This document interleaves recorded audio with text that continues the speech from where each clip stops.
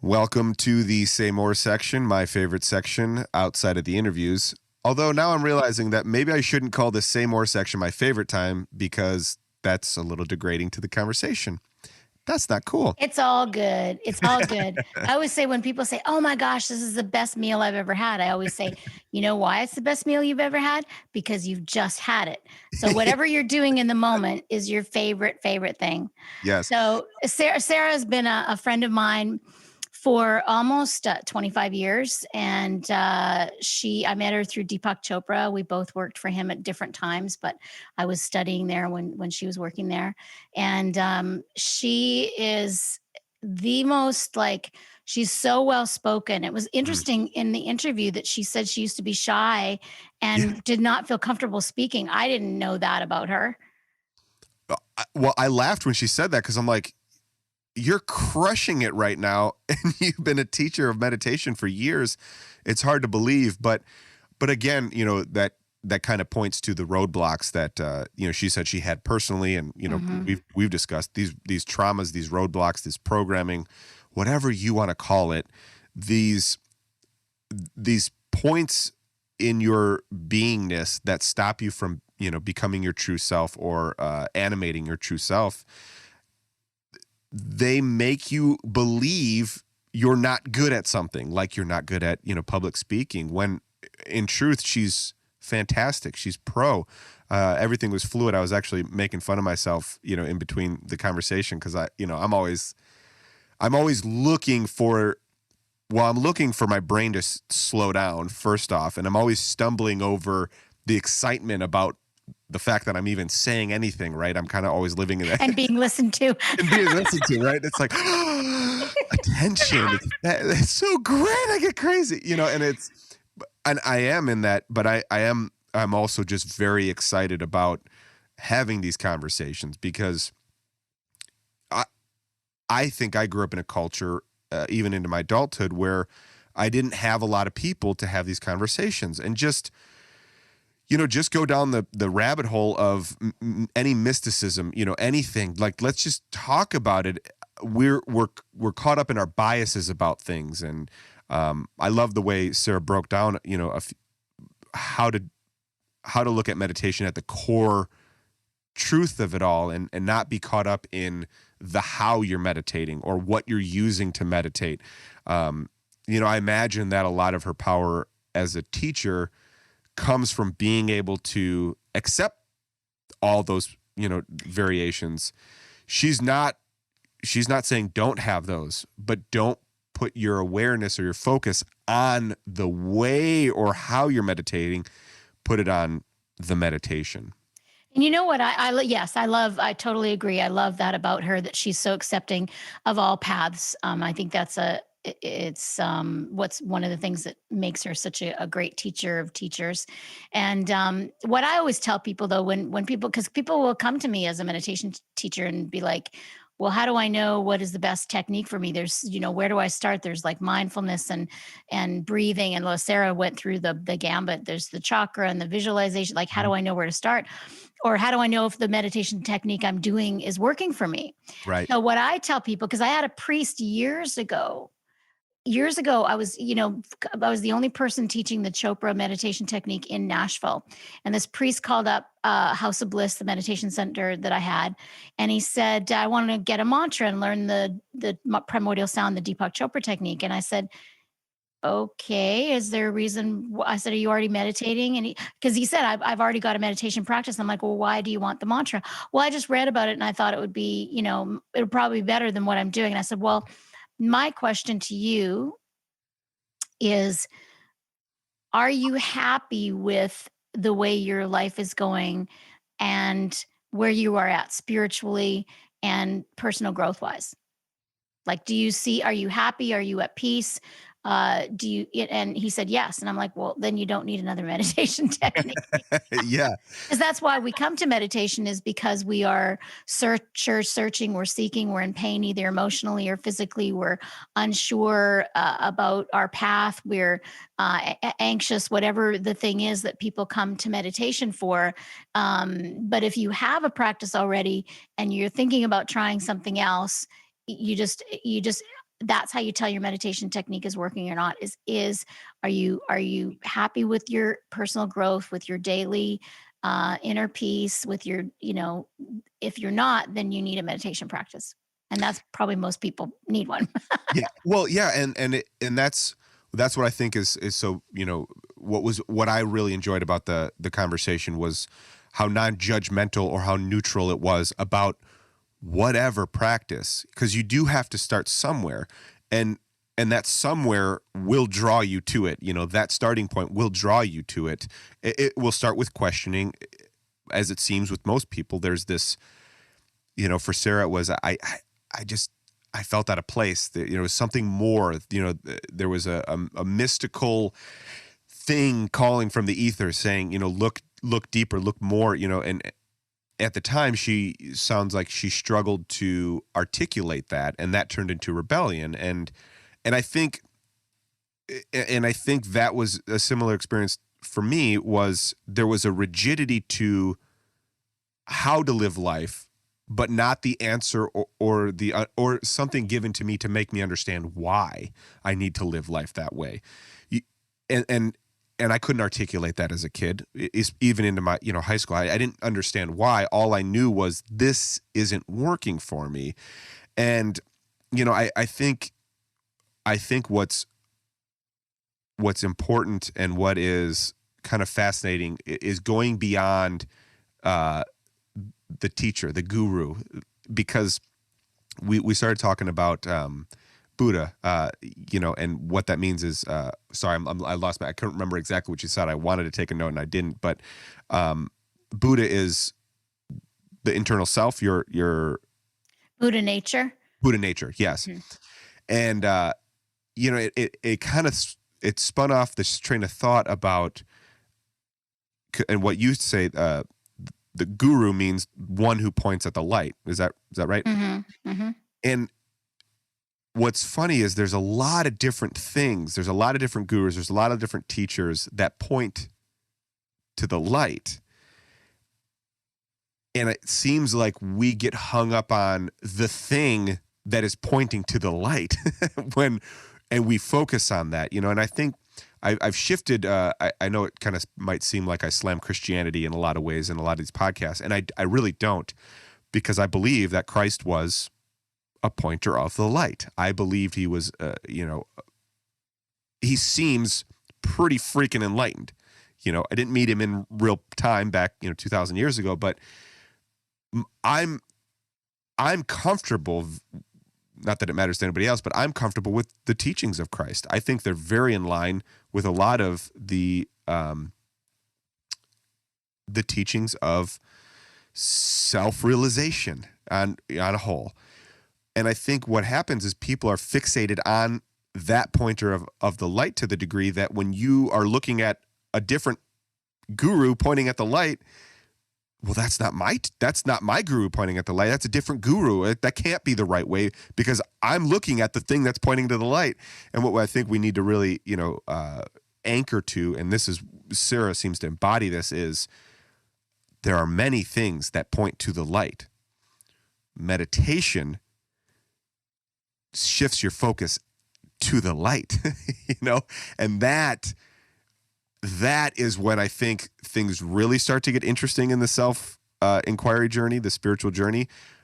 But it also gets very convoluted, because you're kind of living this dual life of like, well, I'm looking at the light, but I'm also looking at life, and holy shit, are these things out of sync, and it's patience, forgiveness, Yeah, well, there's many layers. I mean, I think one of the first things that happens when you start to meditate is you notice how many crazy thoughts you have, and that's actually an important aspect of meditation, Yeah. is to notice who you're not, basically all the thoughts and all the emotions, and that's one of the reasons why people stay away from meditation, or they don't like it because they don't want to be with their thoughts, but they're with their thoughts all the time anywhere. They're just distracted by other things, Yes. so yeah, Sarah just articulates it all so beautifully. And she came to it, honestly, it was her journey first. That's the thing, is Yeah. great, especially teachers of this, self inquiry, self realization, enlightenment type of thing. It's great when that's why I love learning about their stories about how they found it for themselves. Yes. That was what always inspired me is I was fascinated what autobiographies when I was young. Of course, when I was young, it wasn't spiritual autobiographies. It was, although Shirley MacLaine was the first one that I read that was spiritual. I read that in like, I think I was 20 or 21. But before that, it was like Willie Nelson and Carol Burnett and Sammy Davis Jr.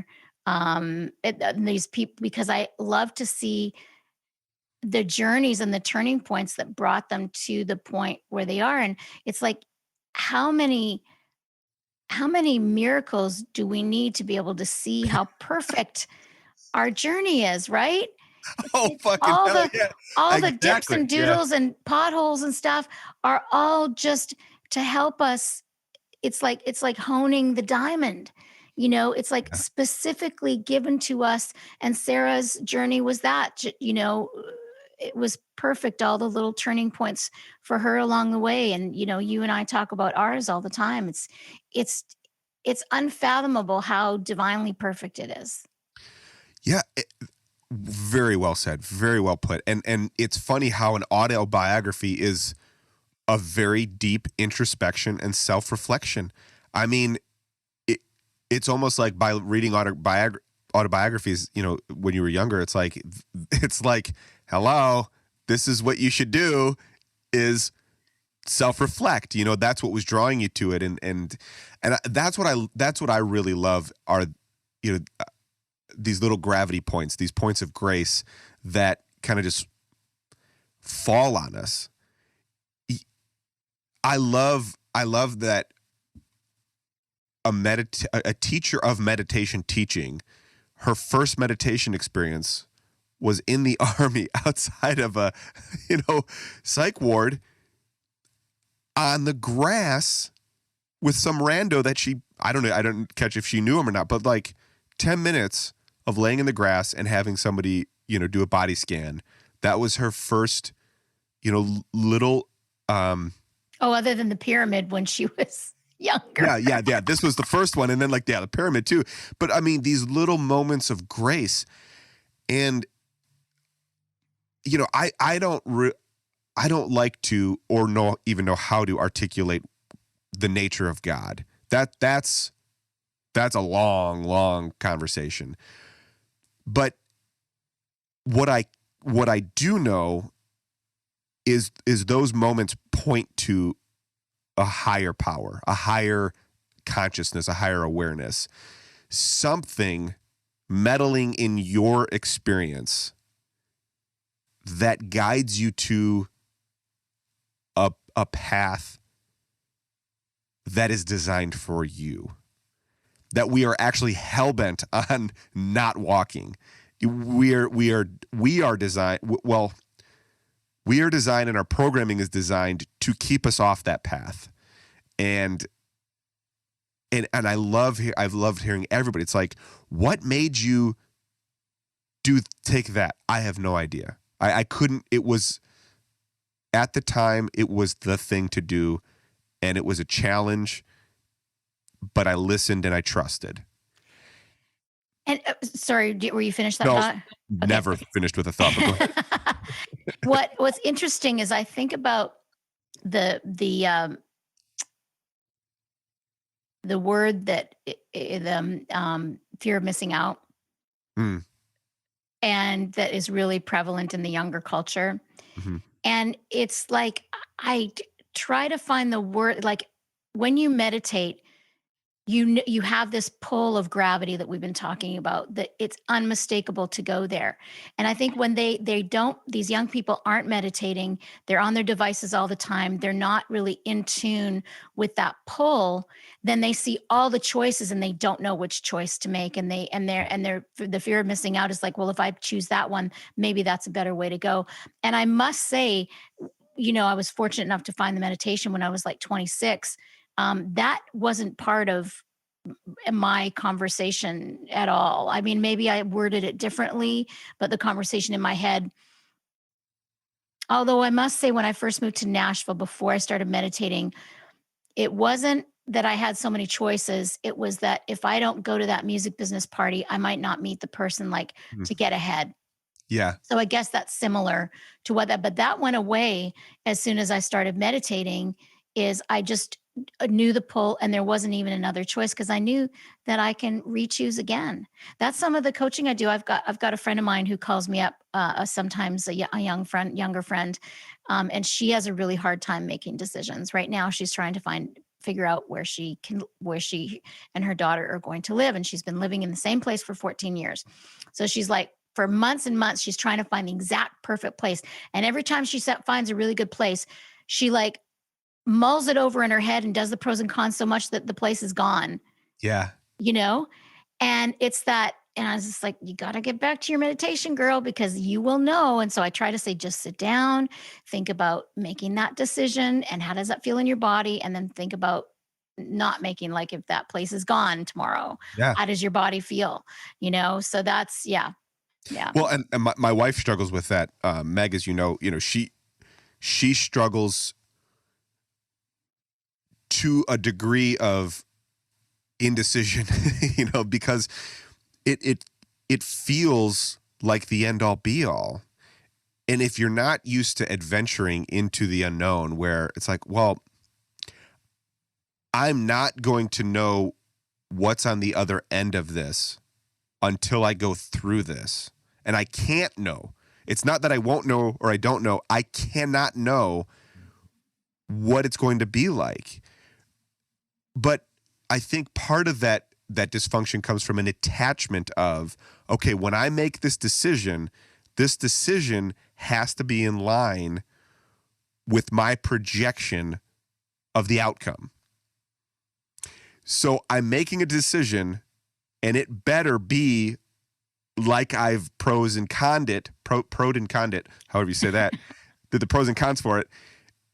And I think that's why people are let down, and even if they've done that pattern, and then they know that it's almost certainly not going to be the best place ever. But you forget to leave out, you can move again, or you could change your course again. You can do this as many times as you want. There's no rule that says this is the last decision you're ever going to make. And I think that's also, I have lived my life pretty free of that, though I have got caught up in decisions. I've been the victim of myself in that, regard too. And yes, to your point, that's why meditation is so powerful, because it will guide you to move when your intellect and your discerning mind can't find cohesion. That's a good one. It will. Mm-hmm. Sure It will certainly, and usually it will tell you to move at the moment of most discomfort and the moment of most indecision. And that's, I'm literally in the studio. That was that experience. I waited and I calculated, and I don't know, the money, and I don't have the money right now, and I don't know if I should. And it's like, no, this is the path. You're going to build this thing. So commit to that and then start designing it. And as soon as I did, the opportunity came for the money. Mm-hmm. Everything lined up. And it's like, oh, it was then easy. No, this shit was hard. I built everything from the ground up, and it was a long, arduous process of endless hours, and it was very uncomfortable to get through, but it didn't feel uncomfortable because it was something that I was in line with myself with. I was in line with that higher gravity drawing me through that process. That is an amazing point. Alignment with yourself. Do you know how many people? I remember this was sitting on the rooftop with Werner in India, and there was this young man from Germany, and he has a question for Werner, and he says, "I want to quit smoking," and Werner says, "Okay," and he says, "But I really like smoking," And Werner's like, okay. And he says, but I really think I should quit smoking. And this is the debate that people have Yeah. in their heads all the time about everything and alignment. And so Werner said, you just quit or you don't. It doesn't you just do it or you don't do it. But he pointed out, this is the debate that people have in their heads. And they say that about smoking. They say once you decide, it's supposed to be one of the hardest things to do for people, but it's because they have that debate. They're not Yeah. committed to that. Yeah. And so to be meditation for me has helped me to be aligned mind, body, spirit. That's what it means to know yourself, to know that inner dialogue, and to know, are you believing that it's like you have a roommate. Michael Singer says that in The Untethered Soul. He says it's like you have a roommate inside your head. It's like even when you're waking up in the morning, it's like, oh, my body feels good today. Maybe I'll skip my workout. And and the other voice is like, no, no, no, you have to do your workout. Okay, well, I'm going to get up and brush my teeth and then I'll decide. And it's like, this is all the time, all day, this roommate. And you think this is gospel in here. Like you're Yeah. constantly Yeah. listening to it. And if you had somebody outside of your head that was saying all the things that were inside your head, you wouldn't pay attention to them. You're like, you're crazy. Yes. It's crazy Yeah. talk. Yeah. But we listen to this. And so the self-inquiry journey, the meditation journey is all about knowing yourself. And people say, well, I know myself. I've been with myself, but most people don't know themselves. That's why they can't sit to meditate. They don't know that there's an inner dialogue all the time. They don't know that they have beliefs, absolutes, belief systems within themselves, that I am pretty or not pretty, or sexy or not sexy, or Yeah. I'm a good learner or not a good learner, or I'm a good daughter, a good wife, a good mother, or not a good wife, a good mother. It's like there's all these labels we have on ourselves. Yes. And that Sarah was explaining so beautifully about how that dropped away. And that's what happens along the self-inquiry, knowing yourself, meditation journey. You are alone with yourself. So you get to know that inner roommate. And eventually the inner roommate doesn't ever fucking shut up. Never. But you learn to ignore the roommate, Yes. Yeah. That's exactly. Yeah. Very well put. And God is usually the presence or consciousness or whatever word you have for it internally that is laughing at you during that debating process, or smiling at you.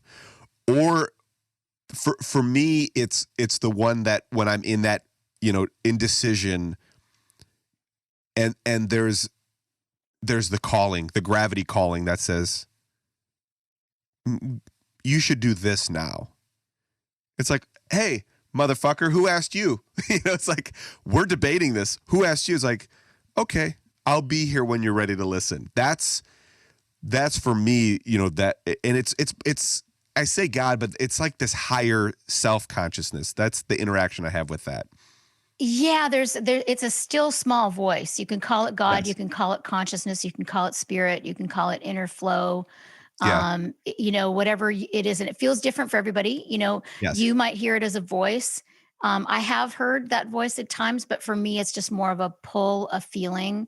Yeah. It's more, and with all the meditation, it's like this still awareness that's behind my eyes that's guiding Yeah. me. But everybody experiences it differently, and you experience it differently at different points along your journey. Yeah. I think there's a misconception that you're waiting for that voice to become louder, and that voice is waiting for you to shut up. Like, that's really what's going on.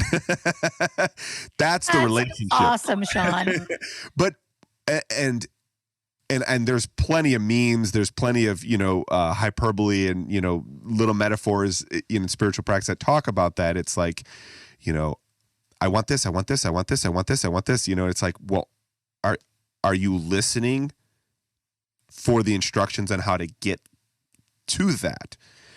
And that's one of my biggest hang-up is, and what's fun for me now, and I don't know if this is going to be the way I continue to be, but this is what's fun for me right now, is that play of of really inviting that silent, still voice into the conversation more. And what's fascinating is that that very subtle energy never gets any more than that subtle nature. It's never trying to argue for space. It's never trying to coerce you. It's never trying to, for me at least, it's always still, and it's always waiting for me and my attention.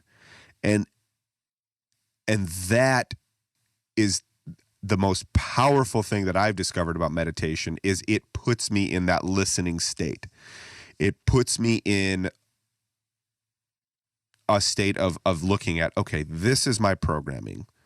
This is my untruth. This is all my untruths. I'm not any of these things. I don't need this. I don't need that. Like, I don't need to focus on that, because when I have focused on these things in the past, it throws me off from that relationship with that gravity. So logic would tell you, then do the things that keep you in the relationship with that subtle, internal, higher self, relationship. It's beautiful. So It really is. Yeah. Do you find, so that's what you're doing in meditation. And then do you find it's happening more during the day, that you're aware of that stillness within you? So I think meditation, my morning meditation routine, prepares me for being more present and aware of that decision throughout the day. So, in meditation, that's bringing myself into that awareness, having that experience of I am that I am.